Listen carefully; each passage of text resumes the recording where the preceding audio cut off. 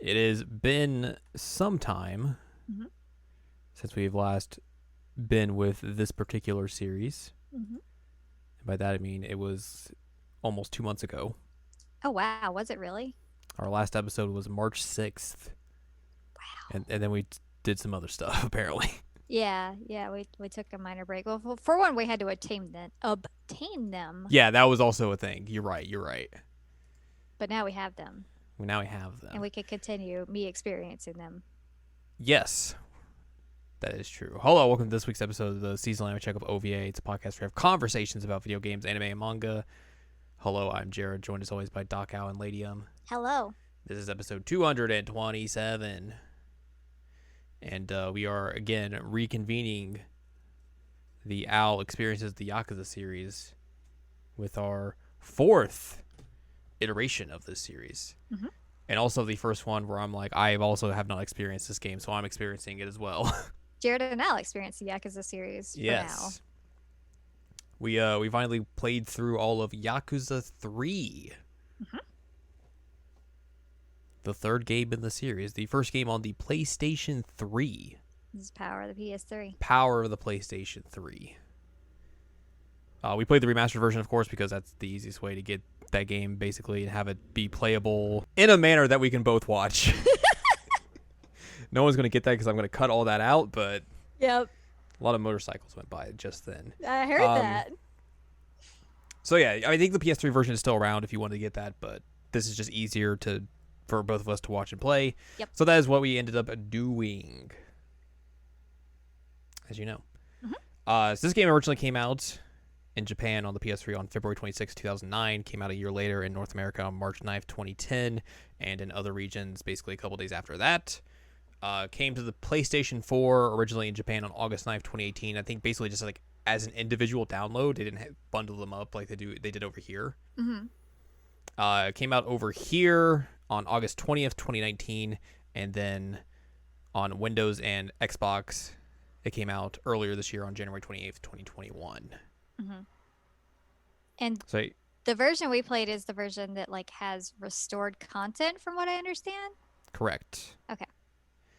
So yes, we played off of the remaster version, which has 3, 4, and 5. Which these aren't Kiwami type remakes. They do a little bit. We'll get into some of the stuff they do for these games. Hmm. Basically, they kind of make them just run better, Yeah. but they don't really give you like a new engine or upgraded graphical fidelity or anything like that. It's basically the same PS3 versions that you would have played originally, but just they run a little bit better here and there. Yeah, hearing you be very sad that you can't run into bicycles is a sad thing. It's very sad. How long is it going to be until you can run into bicycles again? 6. Oof, that's a while for us to. Yeah, Yowza. we got a ways to go. Mm-hmm. We can do it though. I believe in us. Yosh. Yosh. So yeah, first game they put out on the PS3. Mm-hmm. You know, taking a leap from the PlayStation 2. So it it looks good Yeah, it's for its fine. time. Like it's not like groundbreaking or anything, but it looks better than the PS2 versions did.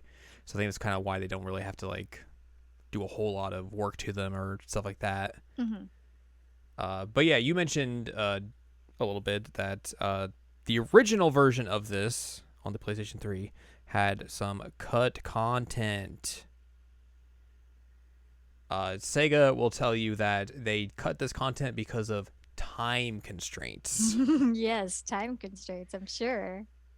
They put out a statement saying the content between Yakuza 3 and for English and Yakuza for Japan is a little different in that we took out certain bits in order to bring the game to the West in the time allotted for us to do so. The parts we ended up taking out were parts that we felt wouldn't make sense, like a Japanese history quiz game, or wouldn't resonate as much, such as the concept of a hostess club. It's weird. We didn't replace the parts we took out, but we made absolutely sure that the story continuity stayed intact, so the story experience was the same as the Japanese version, and that it didn't take away from the human drama that is so inherent to the Yakuza series. Wow, so the whole entire hostess thing was just taken out? Yep. Like I expected the massage stuff was taken out, but like the hostess stuff is pretty It's fine. It's understandable. They also put out a statement saying the publisher needs to be comfortable enough that there is a strong market in the West before giving the go-ahead to local Japanese releases like the Yakuza series. In a lot of cases, we have a very strong vocal group of fans who demand the opportunity to play these games in their local markets and are very outspoken in their support. However, when the time comes, they are reluctant to stay committed and actually make the purchase. Huh. Of course, this is a different time. This was over 10 years ago, Yes. where publishers were becoming more gun shy about doing localized Japanese releases for whatever reason. You think of the time, of the 360 PS3 era, a lot of the bigger games of that time were Western games. So Right. It makes sense. They would be like, oh, I don't know about this. It's one of the reasons why Yakuza 5 took a while to get over here, and then like we mentioned earlier in other episodes, if it wasn't for Zero, this whole big Yakuza renaissance that's been going on over the last couple of years would not be happening. Zero is a very, very good game, so I'm glad that it was able to revive this, because the rest of these are very good games. But I am very, very pleased that I'm actually able to experience the Yakuza series, that I did not expect to be able to say that last year.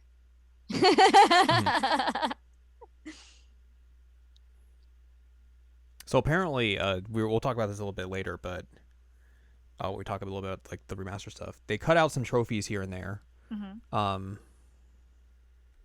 Let's see here. They cut out the where you the hostess creation mini game where you help a hostess become number one. That's all cut out. Wild. So none of that is in there. Like they talked about, going to cabaret clubs or hostess clubs and doing all that stuff is all gone.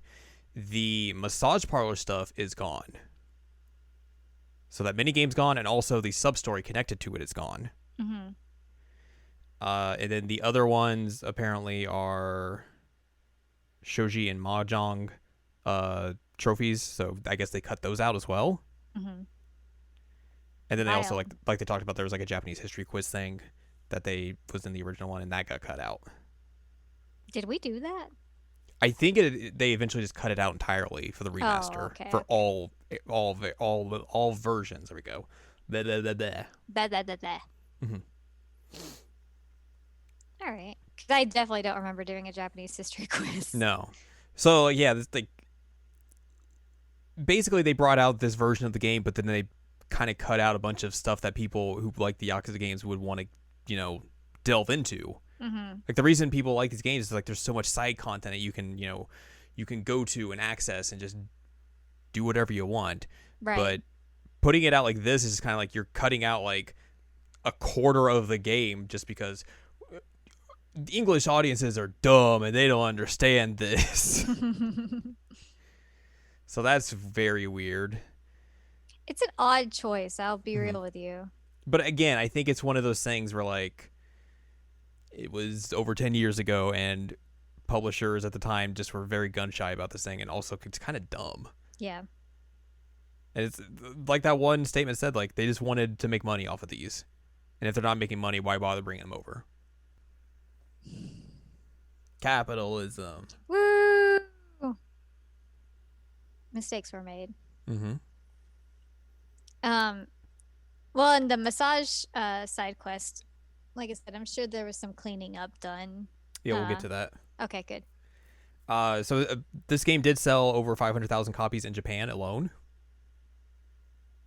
which is saying something. Yeah. It was the second best-selling 2009 PlayStation 3 game in Japan, following Final Fantasy 13.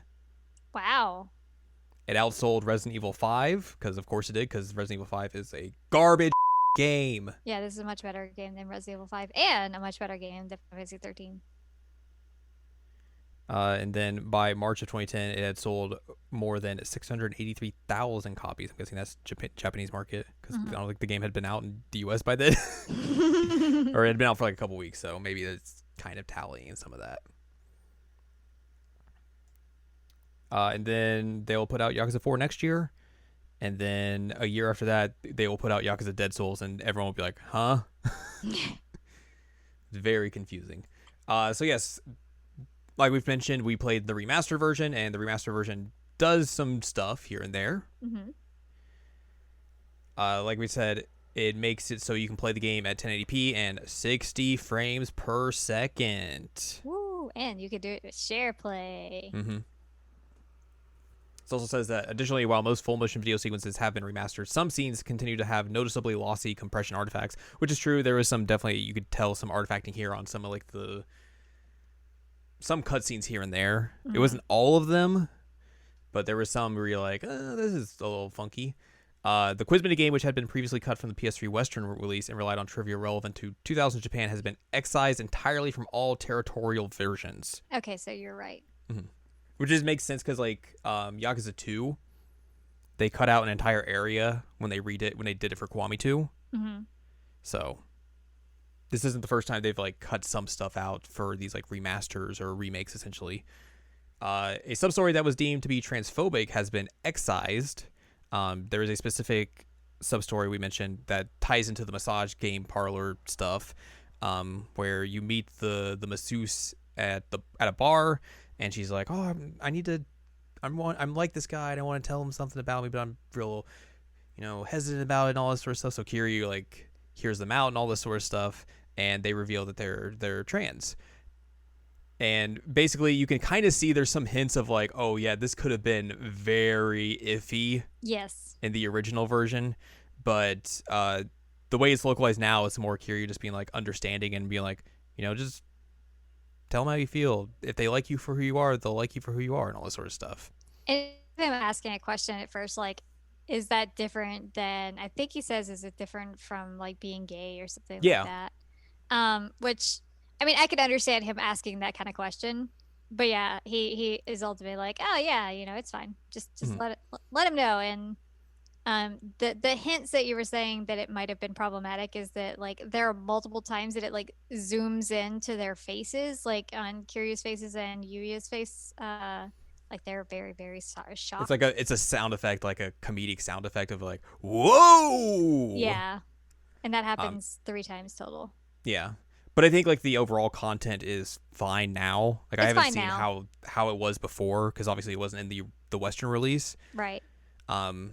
And also, like, the way they do it now makes more sense because that's how Kiryu would just be in general. Like, that's his character.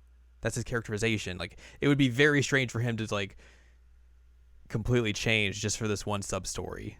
Right. And I mean, like, the way it's written, he was open to it when he thought that, when he thought that she liked him. And then he's like, oh, it's not me.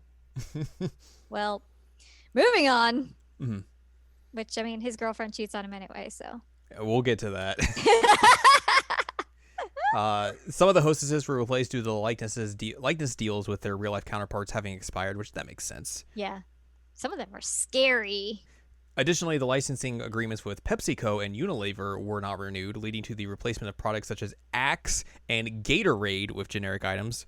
Pepsi Next bottles are still visible in vending machines, however, which we carried a bottle of Pepsi with us through the entire game. We did. And a puffer fish.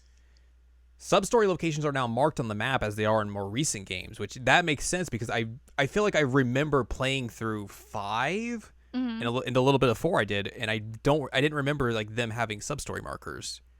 Like I remember when I played through like 6 and 2 being like, oh my god, there's sub-story markers. That's amazing. Sub-story markers are legit. Yeah, that's like a brilliant change. Yes. Requirements for earning PlayStation trophies for activities such as defeating X enemies in certain fashions have been eased to make them less time-consuming. Kiryu no longer has to be armed with a copy of Tokyo Ishukan to order the special meals from eateries. Oh. It's a weird thing. The optional reminisce scenes at the beginning of the original Yakuza 3, which contained video from the original PS2 games, were removed. I think there's like brief instances where you can see like still images of the PS2 games. Mm-hmm. Those are still in, but yeah, there's no like PS2 footage. Bonuses were rewarded if you've played other games from the team and everything. And then the PC and Xbox One version of the remaster add cutscene pausing and requires confirmation to skip when cutscene skip is enabled, which I wish was in the PS4 version. Yep. That would be very nice. Very convenient when SharePlay decides it's gonna end in the middle of a cutscene. And then also, like we mentioned, they basically added back in all of the stuff that had been cut from the Western version, except for stuff that had been cut from every version, into it, so it's more in line with the original Japanese release and also the Japanese remaster. The English localization was updated and brought in line with every other release, basically. Kiryu's name on his dialogue boxes now read Kiryu as opposed to Kazuma, and characters refer to him by his family name followed by the appropriate honorific. Terms like Sunshine Orphanage has been replaced with Morning Glory Orphanage, and both Shintaro Fuma and Joji Fuma have been replaced with the correct Shintaro Kazuma and Joji Kazuma. Oh.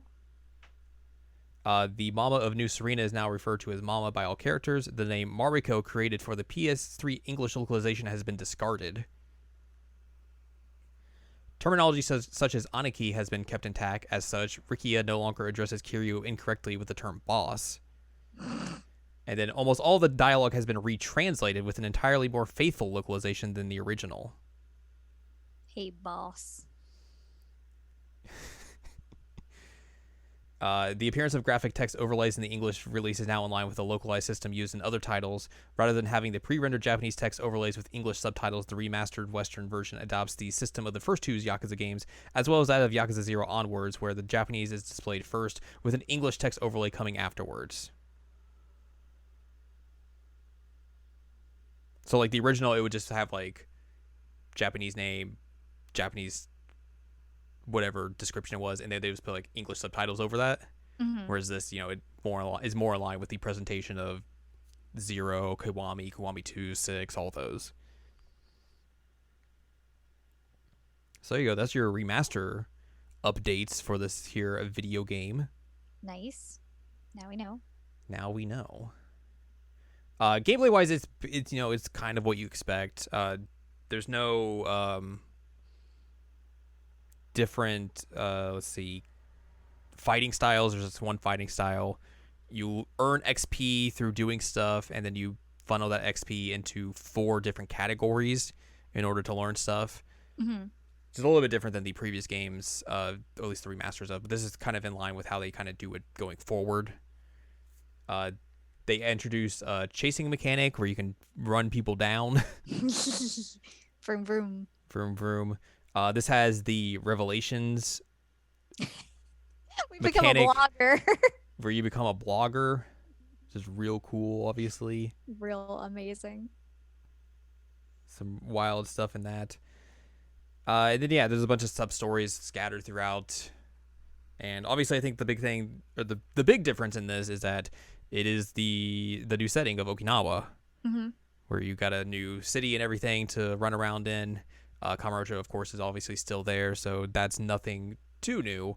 But it's a new area from what you would be used to at this point.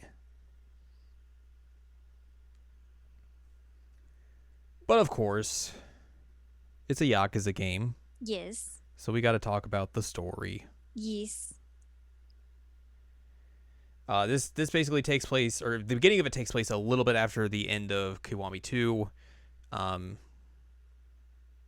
where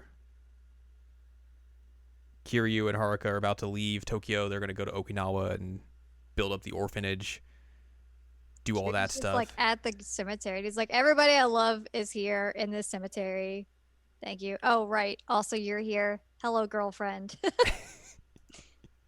That is true. So you see Sayama shows up there, and she's like, hey, I'm going to America. And he's like, okay, cool. And that is the last you will ever see of her in this series again. They have a mutual understanding. She cheats on you. How dare she? I know. She goes out with an American cop. It's real rude. Honestly, like, that's an ultimate mistake. Like, what a downgrade. Going from freaking Kiryu to an American cop? Come on. So, like, I knew that was a thing, obviously, because I played a little bit of this beforehand. Right. So I knew, like, she kind of just leaves immediately. But I also had heard, like, oh, if you do a certain sub-story, she'll send you a text later. And I was like, oh, that's cool. It's nothing. It's the most meaningless thing. It's the stupidest text. I was It like, has what is nothing to do with this? anything. Like anybody could have sent you that. Literally could have been any Haruka could have sent you that.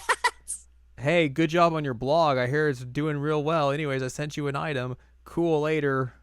It's like, what are you doing? Like, What? why wouldn't it be Mac that sends you that text? That's also a great question. Because like he's the one that teaches you how to blog. It's real weird. I feel like they just kind of felt like they had to do something there, but like To address that she still exists. yeah, it's real dumb. It's real dumb. Real dumb. But yeah, they're no more. They're not together. He does keep a picture of her on his desk in the orphanage, though. Mutual understanding. Mutual understanding. Mm-hmm. I wonder if that mutual understanding did include him saying, "Oh, hey, you could go date an American cop if you want to." Poor dude. I know. This dude has a real hard time most of the time. Like, yeah. Poor guy. So Kiryu's about to go to Okinawa. He has to go back to Kamurocho and give his goodbyes to all his pals and everything. And then he has to go find Majima and be like, Majima, watch over Daigo for me. You're the only one I can trust with this. And Majima's like, okay. But first we have to fight out of roof. After you fight him, of course. And he's like, okay. And then basically it warps you ahead a couple months where Kiryu and Haruka are now in Okinawa. They have built up Morning Glory, and they have a bunch of kiddos with them and everything. Mm-hmm. New kids. But they keep getting eviction notices, and Kiryu's like, this is not cool. I don't like this. We're going to figure this out. He tracks down two members of this Yakuza clan called the Ryoto family.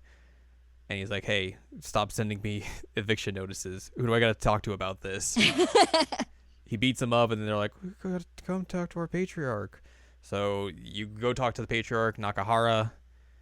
And Kiryu's like, hey, stop. But also you get an introduction to like, oh, there's a bunch of people who want to come buy up land in Okinawa to make a beachfront resort and everything, all this sort of stuff. Mm-hmm. I am forgetting one thing, because this game starts in medias res, or medias res, whatever, in the middle. Yes. Where there's a cutscene where the Ryoto boys show up to Morning Glory and are like, the boss got shot, so you rush to a hospital, and the boss's like surrogate adoptive daughter is there, and she shows you a sketch of the person who shot Nakahara, and Kiryu looks at it and is like, excuse me? And the sketch is of Kazuma. Yep. Which is like, it's one of the things you're just like, what? We saw him die in Yakuza 1. That's real weird. I don't know about this. Yeah, I was like, what? And I think you also see a cutscene of Daigo getting shot by this guy as well. Yes. So also, these things are happening. Also, this Kazuma guy is hanging out with Albert Wesker. Yes, he is. Important to know. And I was very confused because they do some like playing around with you that they're like, oh no, the boss has been shot.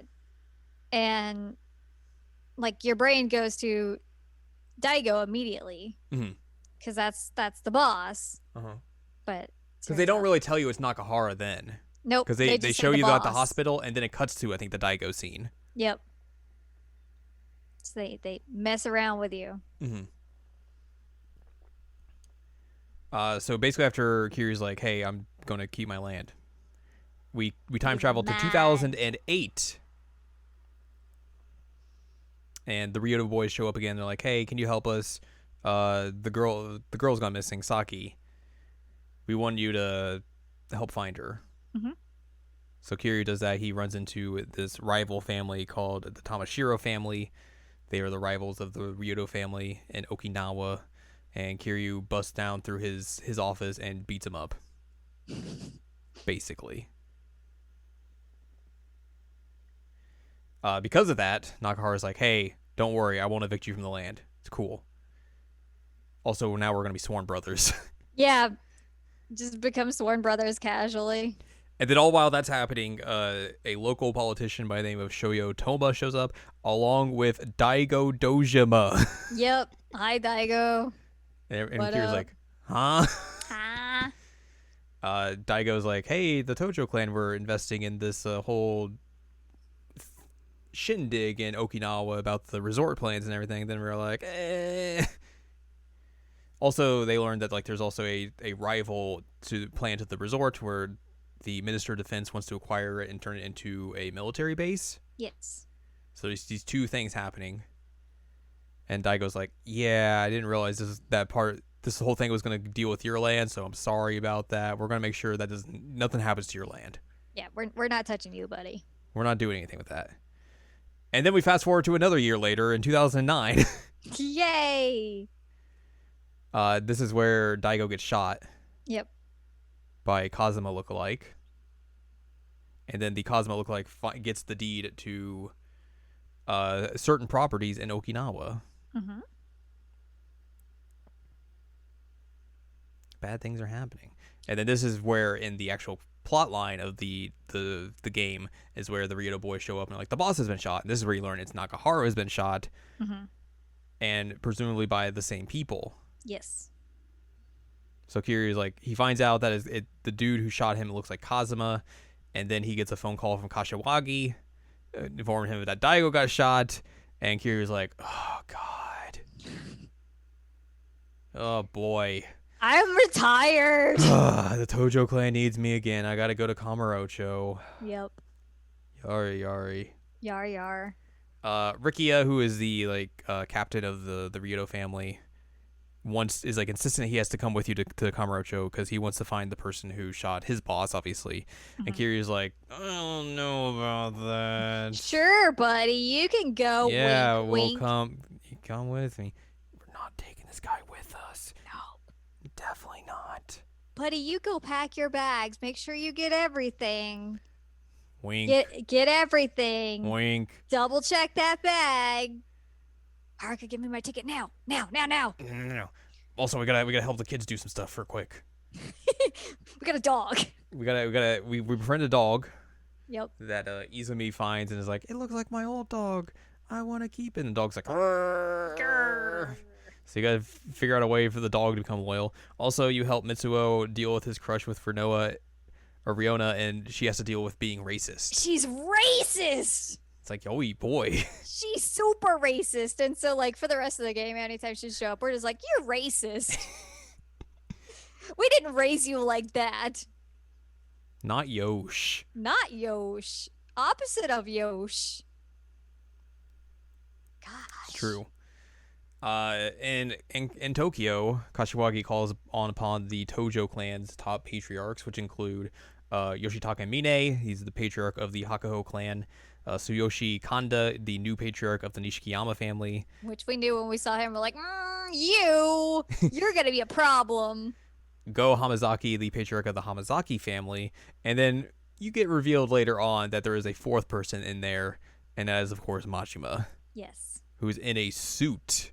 It's so weird. Corporate Majima. Corporate Majima is a mistake. Yep. Big mistake. Kashiwagi basically wants to come up with a plan to put Kiryu back in charge as the chairman on an interim basis until Daigo recovers. Kanda and Hamazaki are like, no, that's dumb. We don't like him. And then Majima's like, I don't care. Yeah. Do whatever you want. Kiryu arrives in Tokyo because Haruka bought him a ticket, and he definitely did not leave Rikia behind or anything. No. Definitely not. Also hilarious that Haruka has to buy him a ticket. It's very funny. He's like, I don't know how to buy plane tickets on my own. Haruka, please help me. Yoosh. But wait, I need to go do golf first. Yes. We did a lot of golf, man. We squeaked out some wins in golf. You nailed it, man. You did awesome. And then we tied the one dude. Made some money off of him. We did make some money off that. So Kiryu has to help out with Stardust for a little bit because some bad things are happening in Stardust. He goes to meet Kashiwagi at the Millennium Tower, of course, to talk about the attacks. Bad things happen there too. Yep. And Kashiwagi's like, yeah, things are happening. Can't tell you where Daigo is because we don't want bad people to follow him there, but also there's a traitor in the Dojo clan and everything. It's real messed up.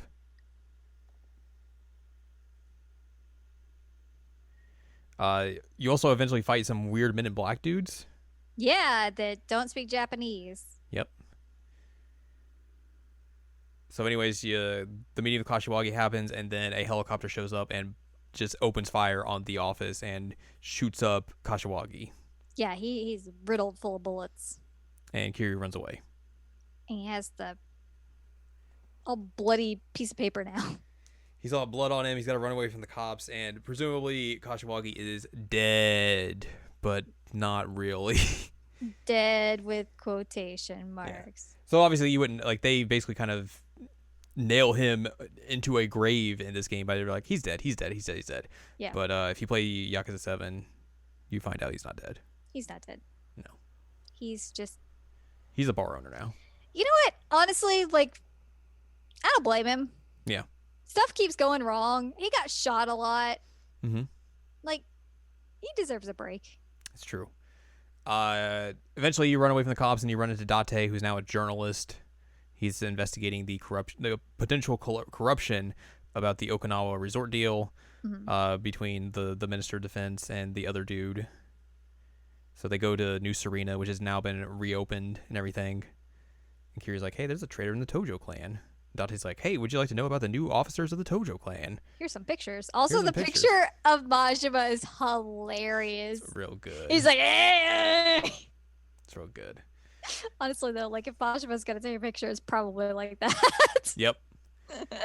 So out of the three suspects, Kiryu's like, I think this guy leading the Nishikiyama family is probably the one. Also, they keep going after the Kazuma family, so also that doesn't help. And then he gets a call from Rikia, who's like, hey, I'm in Tokyo. And Kiryu's like, crap. Haruka, you're supposed to keep him behind. Crap. So you have to go, like, find him because he's lost and doesn't know how to get anywhere. I mean, I would also be like that, honestly. True. And then eventually you go to a hotel to find Kanda. And that's a whole sequence where they have to sneak in by pretending that they are a couple together, Kiryu and Rikia, as I'm saying. And eventually you have to go and find him Kanda in a room, and it just becomes like you just busting down every door to find him in this hotel. The whole thing with Rikia and Kiryu is hilarious because the old lady's like, this is that kind of hotel. You really can't come in here unless you're like that. And Rikia like grabs on his arms like, oh, we're like that. I just never get to, I never get to see him. And like, we just need our free time. And then like the old lady's like, oh, of course. This is amazing. Look at this love. I'm like, she's real into this. Mm-hmm. But he's just like holding on to him and like rubbing his arm. And then they get into the elevator. And Kiryu's like, dude, what? He's still doing it. And Kiryu's like, enough. Knock it off. Also, it's worth mentioning that when we first are introduced to Kanda, he is loudly banging somebody. He is loudly boinking. He's doing the bone zone. And all of his boys are just like, yep, this is a normal Tuesday. This is what we deal with. But yeah, now we're at a love hotel. We have to go through all the rooms. Mm-hmm. It's like lots of people are just lying next to each other in their underwear. Yep. Casually. And they're like, huh. You're like, oh, sorry. Sorry. Oftentimes you'll open a door and there's nobody there, and then you turn around. Oh no, there's someone there. I've been ambushed. Kiryu, come on. You know better than this. It's true. And then eventually you find Kanda, or you at least chase him to a VIP room, and that's where you fight him. And the fight happens, and you beat him up. There's a rotating bed and a big like bathtub and these things on the wall that he pulls off. Mm-hmm. And then you beat him up, and you're like, "Hey, give us some answers."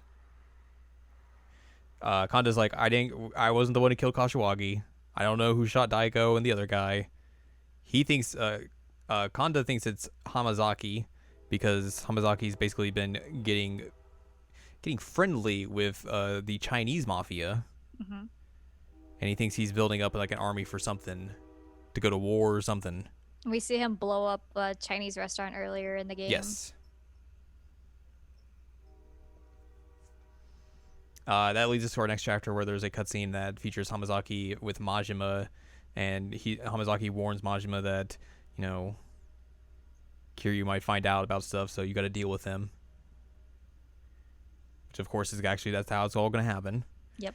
Kiryu eventually finds out that Majima was involved in the Okinawa deal because he sees a picture of Majima and one of the dudes that are doing one of the things.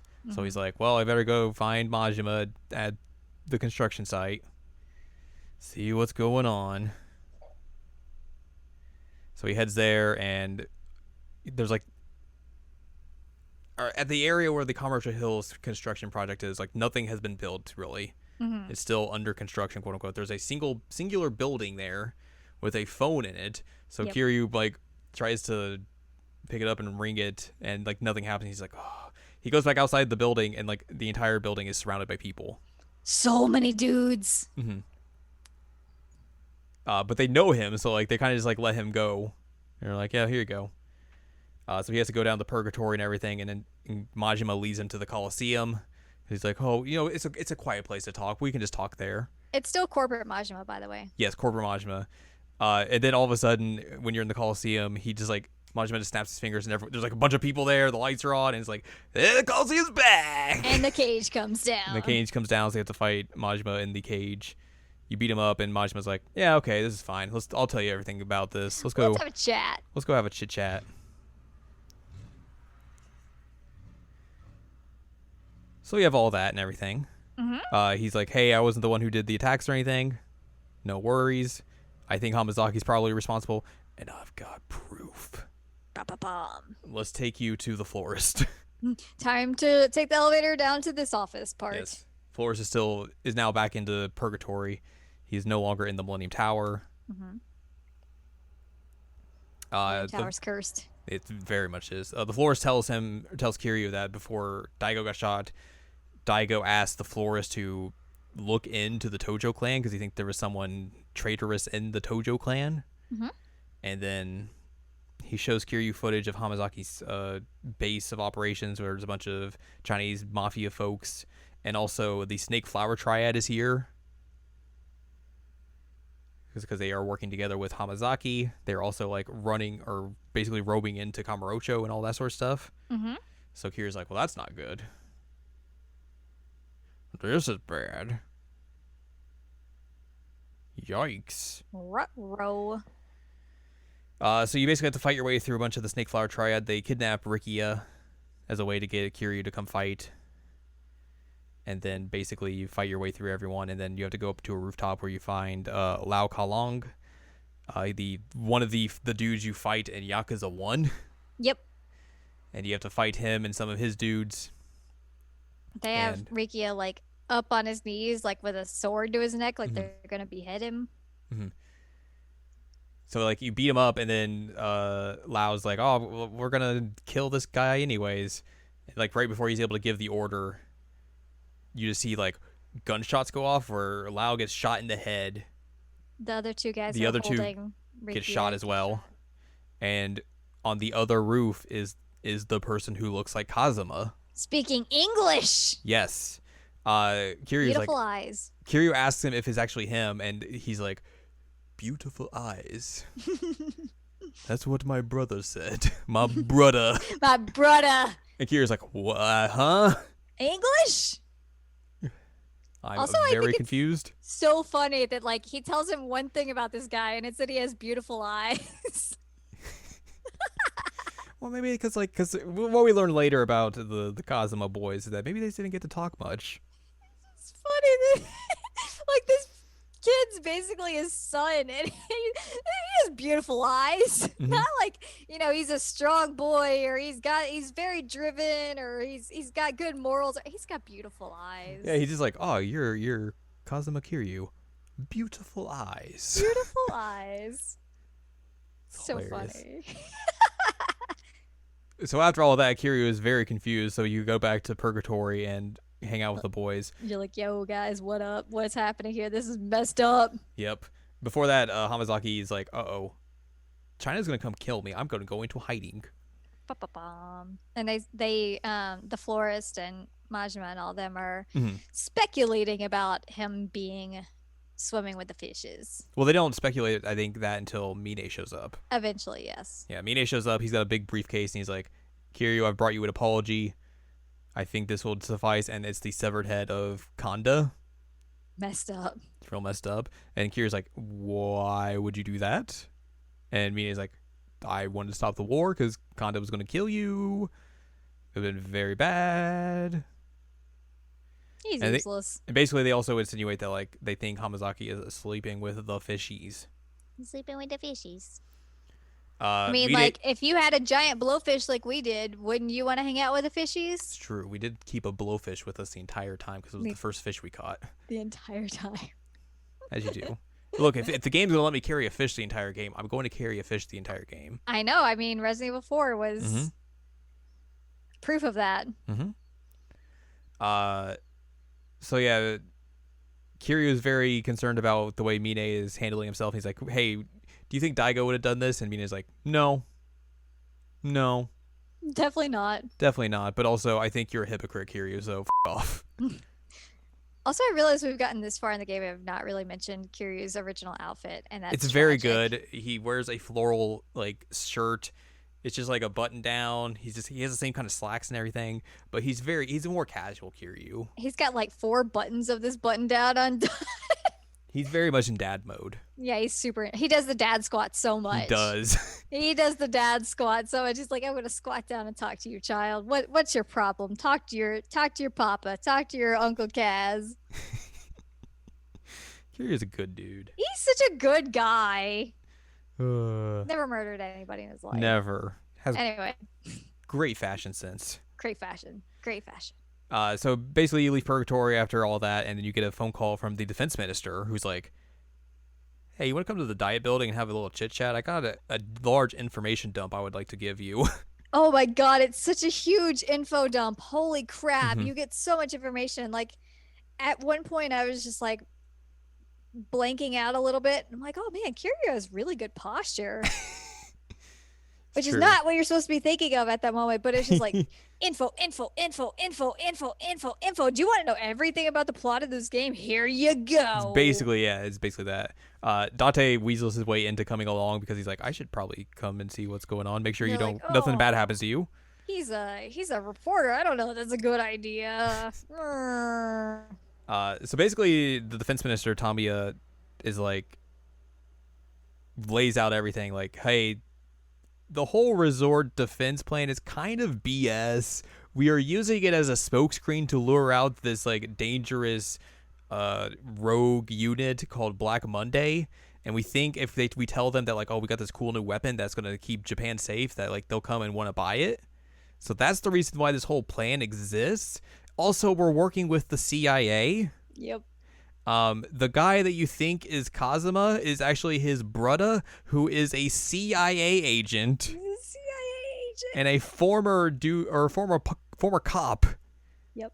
Which is what, and Kazuma's like, or Kiryu's like, why did Kazuma never tell me about you had a brother? He's like, Tommy is basically like, yeah, he couldn't really tell you that because, you know, a high-ranking member of the Tojo clan having a brother as a high-ranking member of the police, not something that's going to fly. They're on very different paths here. Yes. So, yeah, they're trying to find out about Black Monday, basically trying to get out the leader of Black Monday, who's this guy named Andre Richardson. So Tamiya is working with them to basically do this. Also, he's friends with Brutta Kazuma, who's Joji. So he's like, I need to make sure he doesn't do anything dumb. So Kiryu, I have two things I would like you to do. 2 favors for me. 1, save my secretary, who basically left me after he found out that the whole plan was fake, and now he's working with Mine and all those guys. Mine is also like working with the other side of the coin. Yep. They're not doing great things. So, hey, Kiryu, can you save him and just make sure he doesn't die? Also, save Joji. Make sure he doesn't kill Toma. And also just, like, talk some sense into him as a friend. Thanks, buddy. If you do that, I will make sure the orphanage does not get closed down. You will be free of any of that. Everything will be fine. And Kiryu's like, all right, I guess I will do this. You know, this guy seems all right. I can see where he's coming from. But then he's also like, they're in their conversation, and just a bunch of folks just show up, Yep. and it's the other minister's security detail, and he's like, yeah, you're probably gonna have to fight your way through this. So So Dante goes out the back. yeah, Kiryu just walks out the front. Is like, all right, come fight me. And this fight's weird because like you just get like a bunch of like dudes just kind of keep spawning in, but like in order to contain you, there's just a wandering wall of dudes who move with you to make sure you don't shields. To make sure you just don't roam around everywhere. It's real weird. So funny. So And we then- beat our way through a lot of those dudes, and then And then Majima shows up. Majima shows up in a truck, a pink truck, A pink dump truck. with like leopard print interior. Mm-hmm. And also he's dressed normally again. He's dressed back like normal Majima. I was like, yeah, He, like- Majima. He rolls in and then like slides into like right in front of the diet building and is like, Yep. oh god, I killed Kiryu. I ran him over. Oh god, oh god, oh god. And he's like, Kiryu, where are you? And he's like, I'm over here. Majima, I'm fine. He's like, oh, thank god. Oh, it's good. That's not how I want to kill you at all.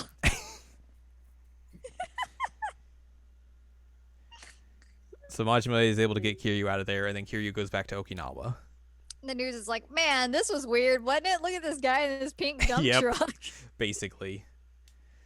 Once Kiryu gets back to Okinawa, he sees that Nakahara's out of the hospital and everything. Oh, So and they're all- Majima wanted to go with him, but Majima did not get Yeah. permission to go, and he's just man spreading like crazy. Kiryu is and- basically like, I have to go do this myself. Yep. It's the only way I can do it. And Majima's like, well, when you get in that mindset, there's no changing your mind, so... Don't die out there, kid. Alright, I guess. I'm just gonna man spread and drink. Tamiya calls Kiryu and is like, hey, Tomo's going to be in meetings all day. Joji's not going to attack him. He probably will come the next day, though, when he has free time. So when that happens, you need to go find him. Mhm. So Kiryu gets to go hang out with the kids and everything. We Yay. could put on a wrestling show Yeah, we did. That was wild. because Taichi, one of the kids, really likes wrestling, and then he basically tries to drop kick on another kid and misses and falls on his back and basically has an asthma attack. Yeah. It's wild. They're like, oh my Yeah. god, you will never be able to wrestle again if this is really true. So they put on a wrestling show to cheer him up and everything. So it's Kiryu and Rikia under masks doing wrestling moves, and it's real good. It's super funny. And then Taichi runs in at the end to help him out, to help Kiryu out. Yep. And then the doctor comes back and he's like, never mind, you have a buckwheat allergy. Yeah, it was just a buckwheat allergy. It's fine. He'll be You okay. can- It was you just a can very wrestle. minor allergic reaction. Just don't let him eat a bunch of that, and you'll be okay. Yeah. Too much soba, not for you, buddy. Mm-hmm. Haruka gets caught up in a stolen credit card scam.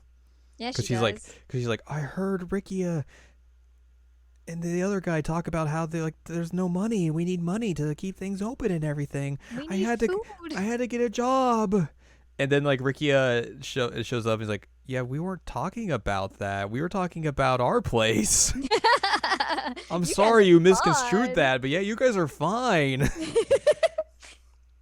is that Haruka's guy's just name? like, I can't oh. remember. Mikio. Okay. And then Kiryu and Haruka have to come together and make the other kids realize that they need to treat Ayako better because she keeps doing things to help the other kids, and they keep taking advantage of her, basically. And then she runs away.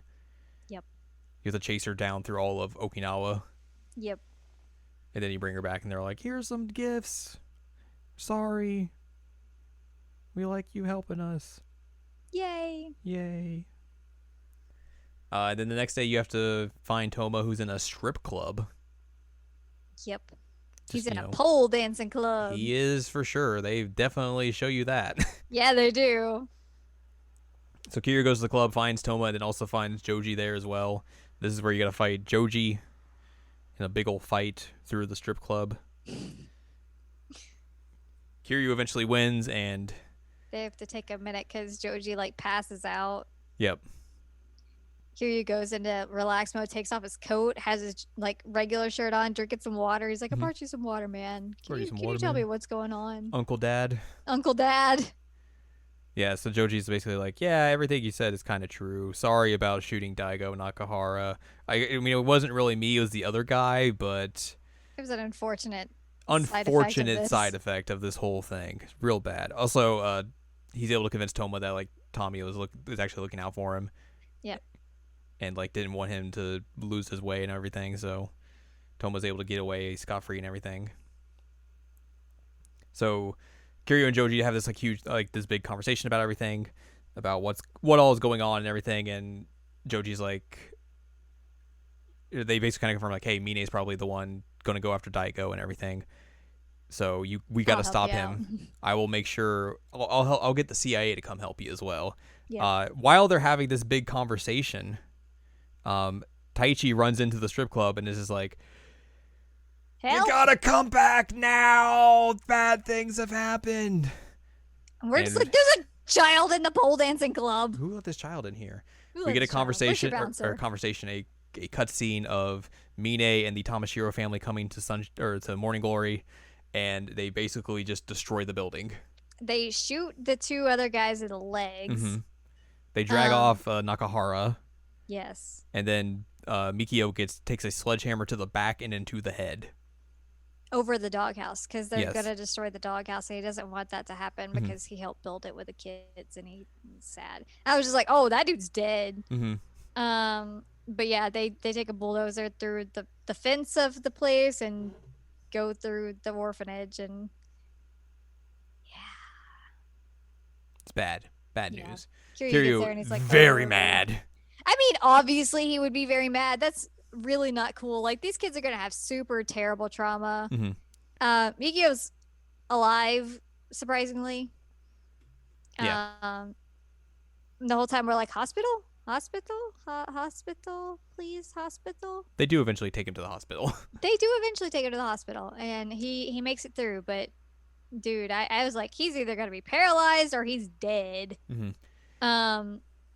But yeah, Kiryu is just like, oh no, you do not do this. You done messed up. You done messed up. We were just like, oh no. So basically you have to like take care of the kids and everything and make sure they're okay. But then you eventually find out that like Nakahara has been taken to the bullfighting ring. Yep. And that's where they are. Rikio wants to come, and Kiryu's like, no, you are not coming. I'm not letting you go out there and just let yourself die for this. There is other times you can prove yourself to be a man. This is not one of those. We're not letting you die needlessly. Yeah, don't die for nothing. Don't throw your life away for this. There will come a time when you can do that, but tonight is not the night. So Kiryu runs to the bullfighting ring. Tamashiro's there. Nakahara's in the middle of the bull ring, surrounded by bulls. You know, as you do. And Tamashiro's basically like, yeah, I'm here to basically make sure that I can stall you, because Mine's found Daigo, knows where he's at. Eventually, Tamashiro fires a gun and makes sure to provoke the bulls into fighting Nakahara. Which, like, Nakahara is amazing here because a bull comes charging at him and he grabs it by the horns and flings it. Yeah. And I'm like, aren't those things like a ton? They and are we very looked it heavy. up, and they weigh a lot of weight. A lot of weight? They weigh a lot of pounds. Weight, yep. So it's amazing. He's able to do this because Saki and Rikia show up. And Rikia's like, I didn't mean to come. She ran off by herself. I was chasing after her. It's not my fault. When Saki never talks and she says something like dad or something. Yeah.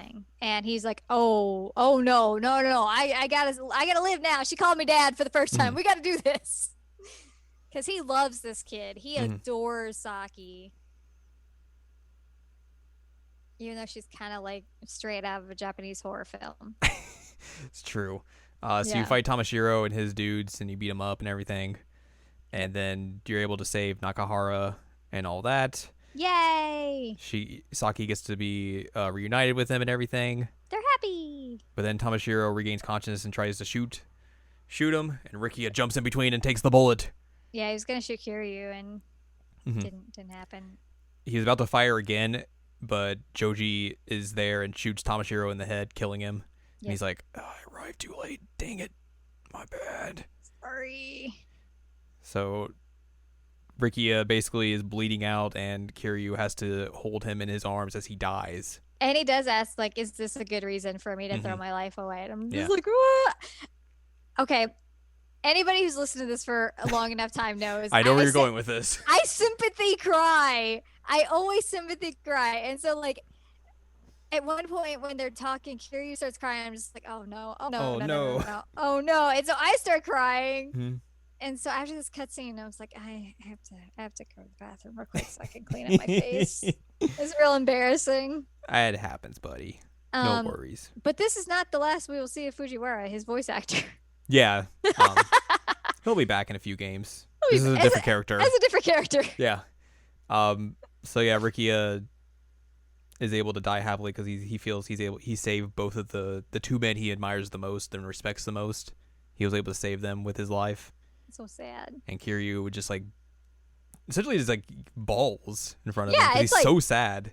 It's really, really like it's a very emotional scene, and Kiryu is just straight up crying, and like Rikia looks up at him at one point because the water is falling on him, and he's like, You're like, oh. Yeah. Like Kiryu's very, very upset by this. Mm-hmm. I mean, understandably, he's like, this kid is a kid. He's like in his early 20s, I think. Yeah. And Kiryu at this point is 40. Mm-hmm. So like he's seen some stuff, and like I think he's just also tired of people that he actually gives a crap about dying. Yeah. I mean, legit anybody that he really cares about either leaves him or dies. Mm-hmm. Except for Haruka. And Date. And Date. Right, Date. And Majima. Majima! And Daigo. Yeah, well, Daigo actually did try and die on him here, but... It's like 4 people, though. Yeah. Like, considering the fact that, like, he's 40 and that's what's happened, he only has 4 people he can, like, consistently rely on. Like, that's pretty sad. Mm-hmm. But, like, he obviously gets really attached to this kid, and he's very bummed out by it. And especially because he knows that, like, Rikia also tried to protect his kids as best as he could, like during the whole thing with the orphanage too. And yeah, obviously Kiryu's kids mean a lot to him. Yeah. Anyway, this is sad. Time to get on a freaking jet. Yeah. So basically after all that, Joji leads Kiryu and Haruka to an airport and is like, hey, which Haruka's going for some reason. Yeah. He's like, I got you a plane to get to Tokyo. And Kiryu's like, oh, this is how you managed to get back and forth so quickly. It's just a freaking jet. It's a jet. It's a fighter jet. Thanks, CIA. So yeah, Joji's like, hey, I'll be right behind you. Don't worry. When everything's done, I'll make sure I'll send a helicopter to get you guys out of there and everything. But you need to get back there to make sure Mine does not kill Daigo. Yes. You got to stop all this. Also, there is a few CIA agents that came with me that I have not been able to get in contact with. That seems really suspicious. I don't know what that's about. Anyways, see ya. Bye. Enjoy your jet plane ride. So Kiryu goes back to Tokyo, and then basically you kind of like wrap up some stuff there. There's a specific scene. This is like one that you didn't see, but like Haruka's like, "Why did you bring me here with you? Like that's weird." And Kiryu's like, and basically Haruka's like, do you think are you coming here to die? Is that why you brought me with you? Like, do you think you're going to come here and that's it? This is the end for you? She's like, I don't want that to happen. No. And then Kiryu's like, hey, you're going to stay in New Serena. Yeah, Dante, look over my kid. It's so weird. He brings Haruka here, and it's just like, all right, time to stay at New Serena with Date. Yay! It's basically they only bring her here because they need her for a specific sub-story, and that's the only reason that narratively she should be in Kamurocho. So they had to like just come up with a reason for her to be there. Yeah. Because there's the whole sub-story with the guy who tried to commit suicide because of the hostess who was bleeding him dry, and in Yakuza 2. In Yakuza 2, and they're back, and oh boy, that sub story goes places. Yeah, it does. Oh man. Oofa doofa. Oofa doofa indeed. But it's literally the only reason she's there. Yeah. And I guess you could do some of like the trust stuff.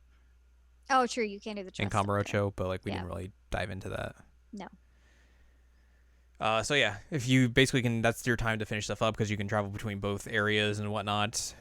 through the jet plane. Via the jet plane. And then eventually you make your way to the hospital, where you got to Yep. fight through a bunch of the Hakuho clan, and eventually you make your way to Daigo's room, except Daigo's not there. But But guess who it is? it's Agent Richardson, Albert Wesker. aka Albert Wesker, aka the one guy that is leader of Black Monday. Yeah. He was part of the CIA, but He's a CIA. rogue. So you got to fight him a couple of times as you make your way back up to the roof where Yep. Mine is taking Daigo. Sorry, it's the roof. Sorry, yeah. He's on the roof. He's on the roof. Yeah, the weird thing, I guess it's not really the weird thing, but like they actually got a guy who speaks English to play this role of Richardson. So it's interesting because like Kiryu is just speaking Japanese to him and he's just speaking English at him. Like they're supposed to just understand each other and all that. Yep. But also he just says rough. Roof. He's on the roof. It's on the rough. Both of us were like, what? Excuse me? Kiryu eventually makes it up to the rooftop. He finds Mine and Daigo there. Daigo's just laying in bed. He's in a coma. He's taking a nap. Yeah. I mean, he's like, I'm going to put a gun to Daigo. And Kiryu's like, that seems dumb. You shouldn't do that. You shouldn't do that. And then Mine's like, hey, I was an orphan like you, but no one liked me. So I had to pull myself up from my bootstraps and make myself very rich. Everyone else is just interested in themselves. They're greedy. That's it. No one cares about me. But then Daigo cared about me, and now I got very confused. But now I don't want to see Daigo become just a vegetable, so I'm going to kill him, put him out of his misery, and I'm going to become the leader of the Tojo clan and lead it to what Daigo wanted and everything. Also, I don't like you because you like orphans, and you were an orphan. People liked you, so I don't like you. And Daigo likes you. Yeah. Kiryu's like, you're dumb. Yeah, you're really dumb. You should maybe not do any of this. Mm-hmm. He's like, he's still alive. You realize he's still alive, right? Like, No, he's dead. Very dead. and the whole thing is, he was like, yeah, I wanted to join the Yakuza because like that's where people can become like brothers and have that connection. Mm-hmm. And I wanted that. He mentions like he basically bribed his way into the Yakuza. Yes. He went to Kanda after he had gotten out of jail and was like, here's a bunch of money, get me into the Tojo clan. Yeah. There was something else I was going to mention about this guy, and now I'm totally blanking on what I was going to mention. Heck. Mine? Oh, I'll mention it later. Okay. I was gonna say he has a secretary who's been helping him all along that like is always keeping him on track of, hey, this is what you need to be doing, and she becomes relevant in like a second, but yes. We could talk about her more. So basically you have your confrontation and then you fight Mine and Kiryu wins. As you do. You go shirtless. You do go shirtless. Shirtless. I believe this is where it goes into the scene you were talking about. He gets a phone call from his secretary, and his secretary like, I've been very worried about you and everything. Also, this money deal that we need your approval on, these stuff with Dubai and all this sort of stuff. We could make billions here.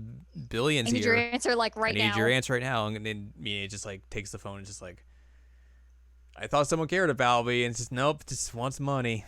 Yep. It's real dumb. I thought you actually gave a crap about me because you couldn't get in touch with me, but no, that's all it is. And then he's basically just like, Kiryu, you can take Daigo. I don't care anymore.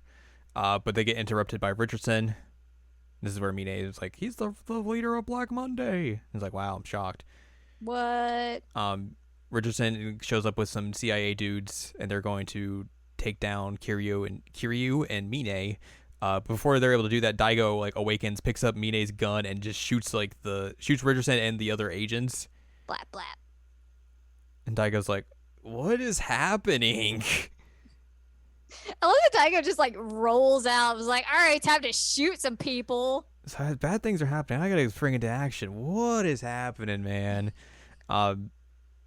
Richardson gets it back up again, even though he's been shot, and then he's gonna try and kill them again. But Mine basically charges at him and like holds him and drags him to the roof, or not the roof, the edge of the roof, I should say. The roof. The edge of the roof.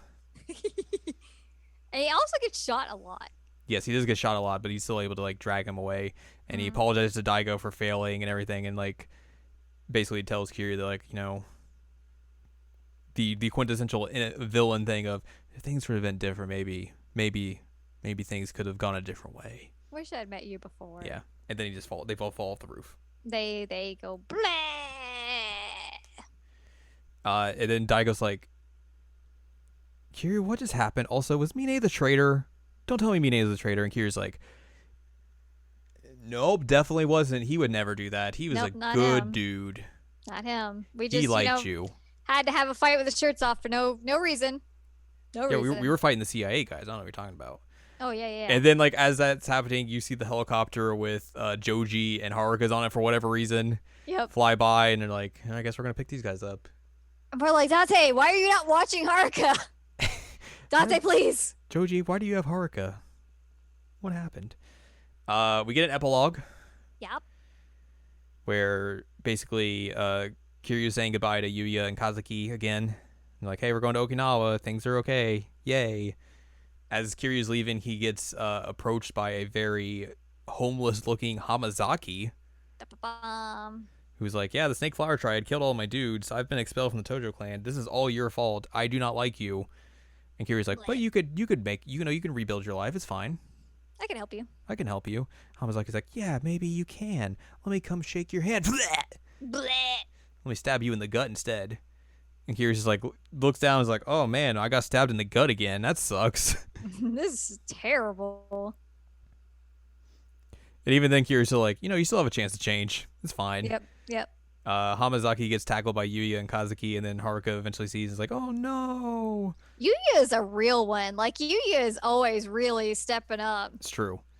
Good job, Yuya. And then, that's your cut to credits. Yeah, I forget exactly what Kiryu says, but he says something that's like sort of profound, and then the credits. And you were like, is that how they're going to end this? Is that how they're going to end this? I was freaking out. I'm like, oh my God. Like, because my thought process is they're going to end it like this, and you have to wait until 4 to see if he actually survived it. Mm-hmm. But that is not the case. There's a post-credit scene where we go back to Morning Glory. Everyone's there.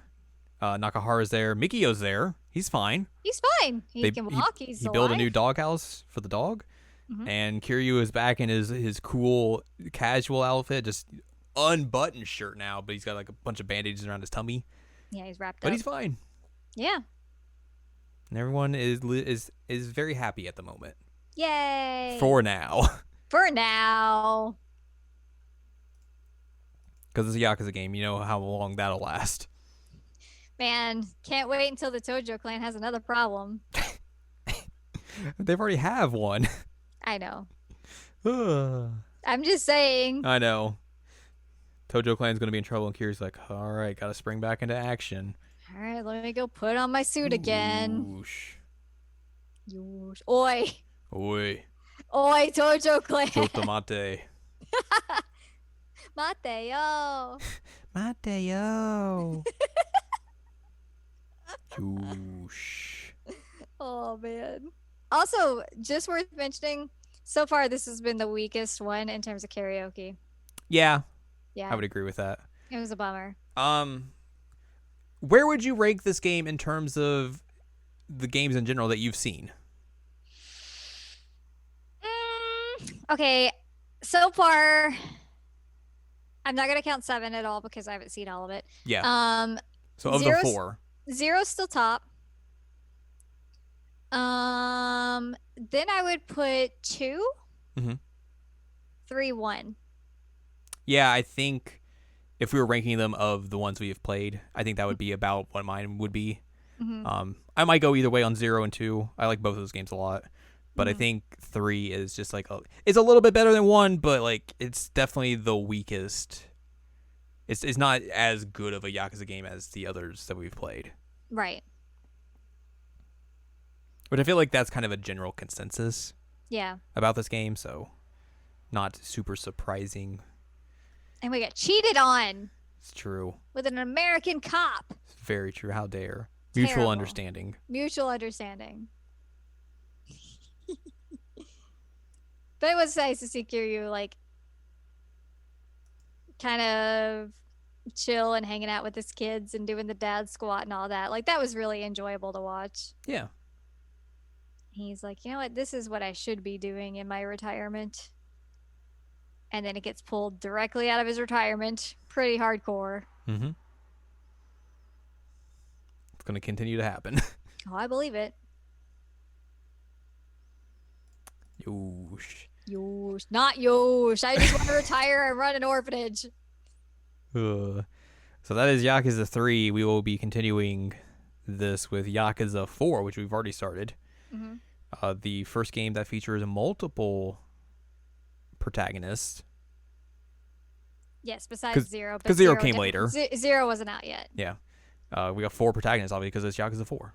Wild. And then we'll have 5 protagonists for Yakuza 5. And then we'll have 1 protagonist for Yakuza 6. Wait, do you really get 5 for 5? Yeah. Oh, wild. Okay, cool.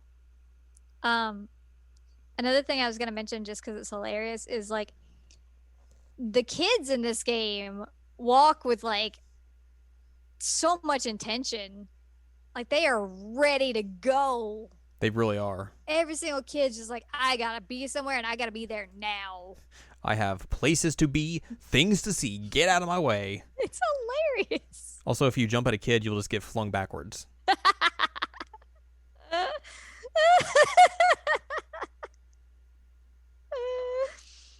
Oh man. It's wild. Yeah. But yeah, so we've started 4, and we'll see how that goes. Mm-hmm. See what kind of shenanigans the Tojo Clan can get up to now. I'm sure they will get into shenanigans. But we're not even playing with Kiryu now. Nope. Mm-mm. We'll get to that next time, though. Yep. Well, not next time next week, but next time we get to the Yakuza games. Do you have any final thoughts about Yakuza 3 that you want to parlay to the folks? It good. Okay. I'm looking forward to seeing Fujiwara again, or hearing Fujiwara again. Yeah, I mean, you'll be seeing him. I'll see his face, yes, but I will also hear him, because here we only heard him. Yes. That was definitely not his face. No. Eventually, I will hear him and see him. Yes. I'm looking forward to that. He's a very good actor. Mm-hmm. He's good in 6. Oh, he's really good in this one. Like that dying scene was Mm-hmm. It was intense. But yeah, I'm excited to see him in 6. Yosh. Yosh. Yosh. All right. Well, that's gonna do it for this week's episode then. Yep. If you would like more from us, head on over to seasonlandcheckup.com or sac.cool, where you can find past episodes of this podcast and other podcasts like Jared and Al watch. Mm-hmm. It's cool. Yeah. Also, my columns and reviews on the site as well. If you'd like more from Anne Ladyem, go to anneladyem.com. She's got columns and reviews. Mm-hmm. You can follow us on Twitter, twitter.com/animecheckup. Can buy our books, One Shining Moment of Critical Analysis of Love, Life, Sunshine, and Hot Tubs and Pac-Man on Amazon.com. Ooh. Follow us on TikTok at Anime Checkup as well. Mm-hmm. The hottest place for anime. Get your quick reviews. Mm-hmm. And you can support us on Patreon, patreon.com/SACOVA. Buy us a slice of pizza, get access to unedited versions of this podcast and bonus podcasts as well on there. Yay. Cool stuff. Next week will be something else. We'll see. I mean, yes, it will be something else. Yeah, I just don't know what it'll be yet. But it'll be, who knows. But we'll find out next week. Yee.